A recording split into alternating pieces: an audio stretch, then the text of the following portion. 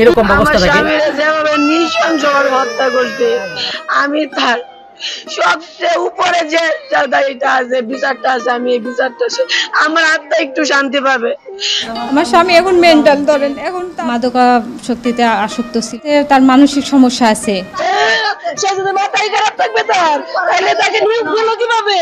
আমরা তার বিরুদ্ধে অ্যাকশন নিব, তার বিরুদ্ধে অ্যাকশন নিব। আমার সন্তানরা আমরা কিভাবে মানুষ করব, সেই সরকার যেন আমার ছেলেদের জন্য মুখের দিকে একটু তাকিয়ে তাদের জন্য সেই বিচারটাই যেন করে। আসসালামু আলাইকুম দর্শক, আপনারা মনে হয় এতক্ষণে জেনে গেছেন যে এই যে পুলিশ কনস্টেবল হয়ে আরেক পুলিশ কনস্টেবলকে কিসের জন্য মারবে, কী কারণে থাকতে পারে যে এই হত্যাকাণ্ডের পিছনে। এই জন্য আমরা সরাসরি চলে যাবো ভিডিও স্ক্রিনে, তারপর দেখে আসবো এবং ভিডিও শেষে গুরুত্বপূর্ণ আলোচনা আসে। সবাই ধৈর্য ধরে ভিডিওটি দেখতে থাকুন। মানসিক অস্থিরতার কারণে বলে মনে করছে ঢাকা মহানগর পুলিশ। সকালে ডিএমপি সদর দপ্তরের সংবাদ সম্মেলনে একথা জানান অতিরিক্ত কমিশনার ডক্টর মহিদউদ্দিন। অপরাধ বিশ্লেষকরা বলছেন, কাজের চাপ, কর্মক্ষেত্রে বৈষম্য বা পারিবারিক কারণে। কনস্টেবল কাউসার আলী দুদিন আগেই বারিধারা ডিপ্লোম্যাটিক এলাকায় ফিলিস্তিন দূতাবাসে কাজে আসে।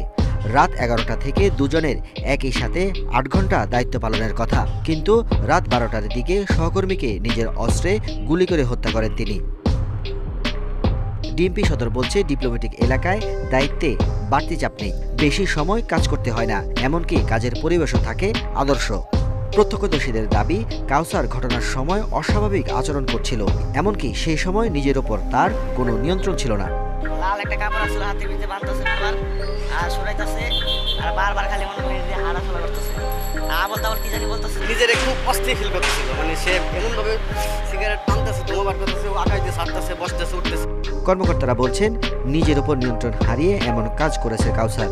এটি একটি বিচ্ছিন্ন ঘটনা, তদন্তের পর মূল ঘটনা জানা যাবে।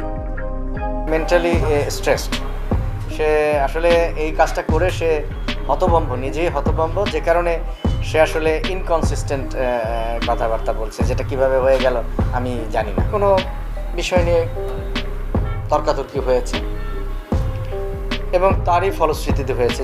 বিশ্লেষকরা বলছেন, পুলিশের বিরামহীন কাজ, পদোন্নতি ও বদলিতে কোনো কাঠামো না মানা সহ নানা কারণে চাপা ক্ষোভ বিরাজ করছে। বহিঃপ্রকাশ হিসেবে আত্মহত্যা বা অনিয়ন্ত্রিত আচরণের ঘটনা ঘটছে।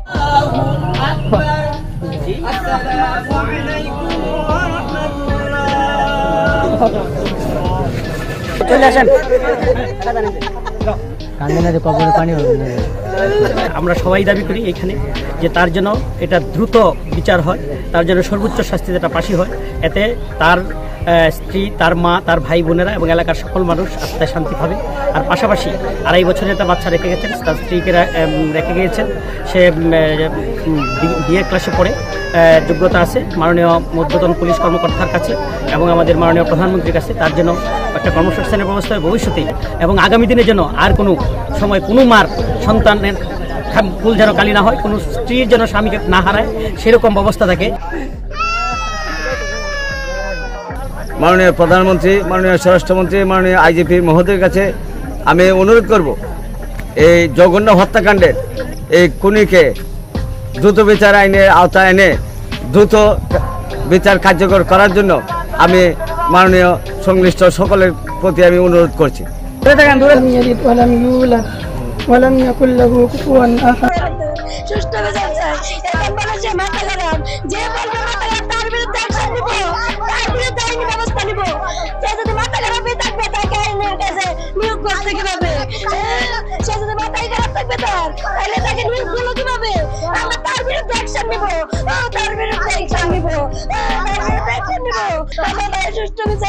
আমার ভাই 19 বছর একটা বাচ্চা রেখে গেল, 3 বছর হয়েছে বিয়ে করছে। আমার ভাই কিভাবে তার চলবে, সে কিভাবে দিন কাটাবে? আমার ভাইয়ের সন্তানের কোথায় বাবা পাবে? সে কিভাবে বাবা ডাকবে? কোথায় পাবো? সরকারের কাছে দৃষ্টান্তমূলক শাস্তি কামনা করতেছি। একটাই জবাব, অপরাধীরে যেন কোনো কারণ দেখাইয়া করা না হয়। সে মাথা খারাপ ছিল কিনা বা ছিল কিনা এগুলো আমাদের জানা দরকার নাই। সে যদি এরকমই হবে, তাকে কেন ডিফেন্সের চাকরির মধ্যে কেন তাকে রাখা হবে? তার উপরে তার হাত পা পিস্তল কেন দেওয়া হবে? আমার ভাইকে যেভাবে কষ্ট দিয়া মারা হয়েছে, আমরা চাই তাকে ঠিক সেই সাজাটা যেন দেওয়া হয়। তাকে যেন ফাঁসি দিয়ে আমার স্বামীর যেভাবে নৃশংসভাবে হত্যা করছে, আমি তার সবচেয়ে উপরে যে জায়গাটা আছে, বিচারটা আছে, আমি এই বিচারটা আছে, আমার আত্মা একটু শান্তি পাবে। আমি আর কিচ্ছু চাই না, কোনো কিচ্ছু চাই না। আমার একটাই দাবি, আমার উপরের মহলে একটাই দাবি, আমার স্বামীকে যতটুকু কষ্ট দিছে তার থেকে দ্বিগুণ কষ্ট দিয়ে যাতে করে বিচার করে। আমার স্বামী এখন মেন্টাল, ধরেন এখন তার তো মানে কোনো নাই খো, আমার সন্তানরা আমি কিভাবে মানুষ করব সেই একটু চিন্তা করি। সরকার যেন আমার ছেলেদের জন্য মুখের দিকে একটু তাকিয়ে তাদের জন্য একটু বিচার, মানে সেই বিচারটাই যেন করে। ঘুমাইছিলাম রাত 3টার সময়, আরন স্যার ফোন করে আমারে বলছে যে আপনার স্বামী কি আপনার সঙ্গে কথা বলছে, এরকম বলছে। তা আমি বলছি না, ওনার সাথে তো আমার এখন পর্যন্ত কথা হয়নি। তো আপনার স্বামী শুনছেন নাকি যে আপনার স্বামীর মেয়ে একজনকে খুন করেছে? এটার বিষয় কারণ হচ্ছে তার মানসিক সমস্যা আছে, কেননা সে মাদকাসক্তিতে আসক্ত ছিল। এখন সে নাই আমার জানা মতে, মাঝে মাঝে মাথার সমস্যা হয়।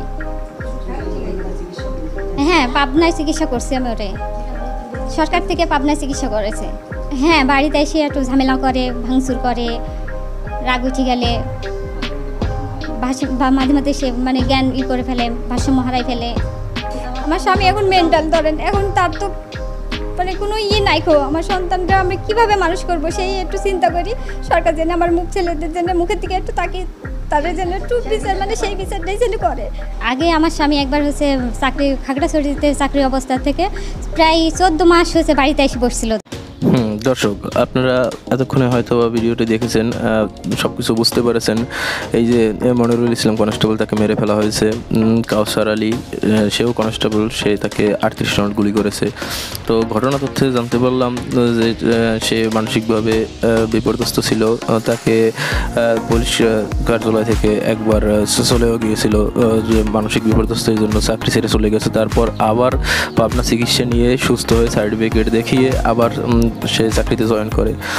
তারপরে ঘটনার যে পরিপ্রেক্ষিতে যে জানতে পারলাম যে সে মানসিক বিপর্যস্ত ছিল, কাজে দেরিতে আসায় তাকে প্রশ্ন করছিল মনিরুল ইসলাম। তো ক্ষিপ্ত হয়ে এক পর্যায়ে কাউসার আলী তাকে 38 রাউন্ড গুলি করে। তো আপনারা সব এতক্ষণে বুঝতে পেরেছেন যে কি হয়েছিল। তো দর্শক, আমাদের চ্যানেলটি সাবস্ক্রাইব করে আমাদের পাশেই থাকবেন এবং আপনাদের গুরুত্বপূর্ণ মতামত আমাদেরকে অবশ্যই জানাবেন। ধন্যবাদ।